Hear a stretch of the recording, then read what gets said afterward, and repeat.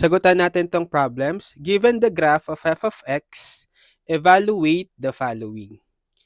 So, given sa atin yung graph ng f of x, which is a piecewise function, hanapin daw natin yung following limits. So, for A, limit ng f of x as x approaches -1 from the right. So, this is actually one-sided limits. So, by the way, meron na akong previous video about one-sided limits. So, kung hindi nyo pa napapanood, isililink ko lang sa description para ma-check nyo. Para at least may background idea na kayo dito sa video natin ngayon. So, pag sinabi nating limit ng f of x as x approaches -1 from the right, kailangan mag-a-approach yung value ng x close enough sa -1 but greater than -1. So, let's say negative 0.99999, right? Okay? So, since ang given sa atin is graph, actually mas madali siyang hanapin by just looking at the graph, mahanap natin yung value ng limit. So, titingin lang tayo doon sa x-axis. So, ang goal natin is mahanap yung ina-approach na value ng f of x habang lumalapit yung x sa -1 from the right. So, ibig sabihin, dahil from the right, dito tayo mag-a-approach sa -1. Okay?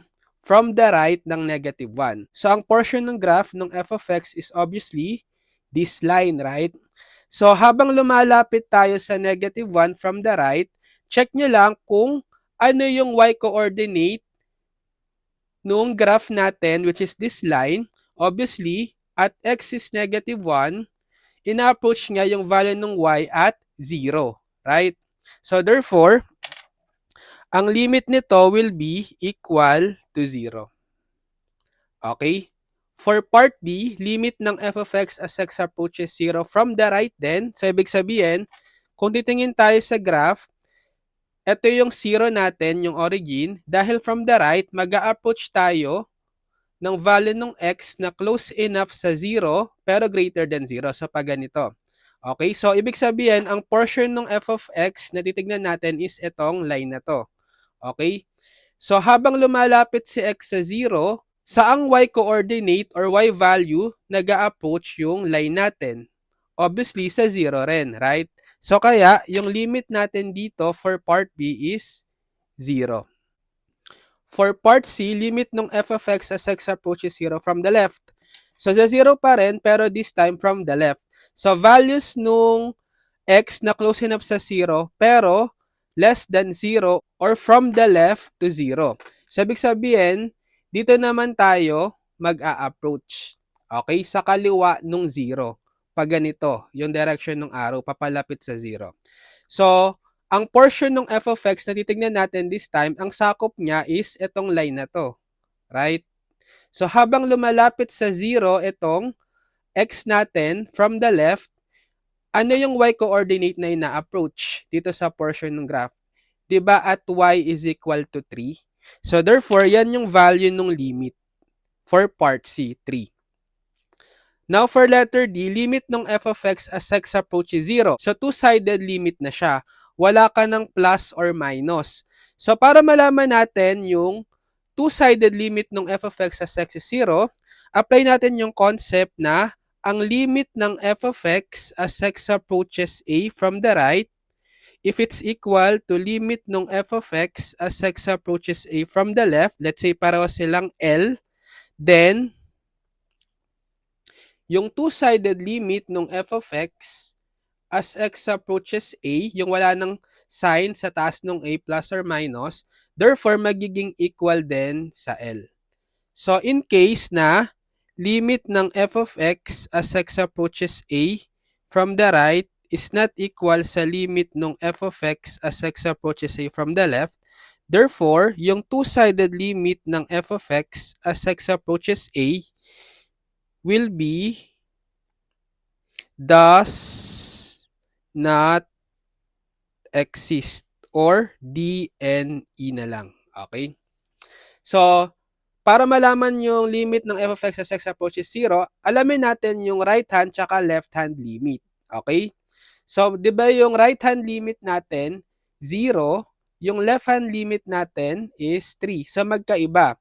So, therefore, Mako-conclude natin na yung limit ng f of x as x approaches 0 is does not exist. Okay? Next, limit ng f of x as x approaches 2 from the left. So, titingin naman tayo sa x is 2 from the left. So, dito, yung arrow natin, yung approach na value ng x from the left, right? So, saang portion ng graph titingin? Dito pa rin sa line na to. So, look at the y-coordinate at x is 2. We have 5. So, therefore, the value of the limit here is 5. For f, limit of f of x as x approaches to from the right naman, positive. So, dito naman tayo mag-a-approach from the right. So, ano yung sakop no graph at x approaching to from the right? Etong portion naman na to, right? So, look at the y-coordinate at x is equal to 2 dito sa graph na to. Diba sa 5 pa rin?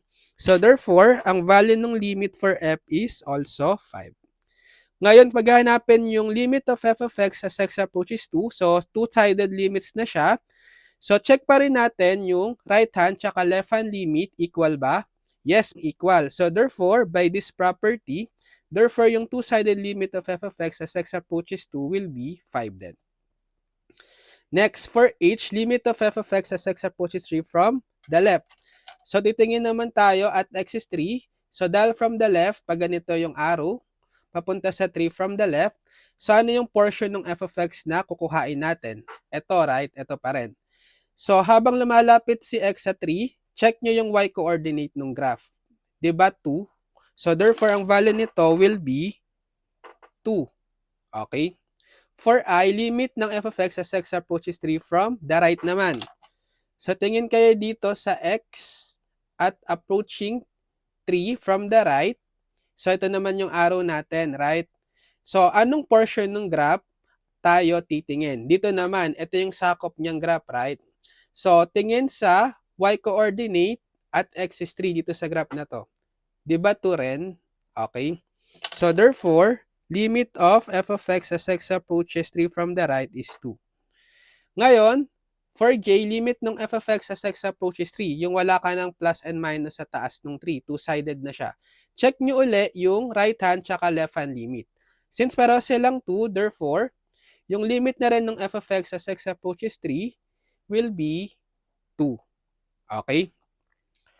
Last, for k, limit ng f of x as x approaches 5 from the left. So, dito naman tayo titingin at x is 5. So, ang arrow should be pag ganito.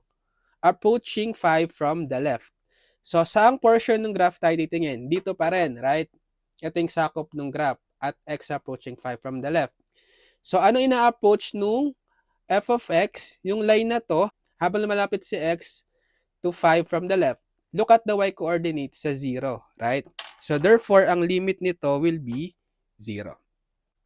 Okay, kayo naman. So, given the graph of f of x, evaluate the following limits and just comment your answers.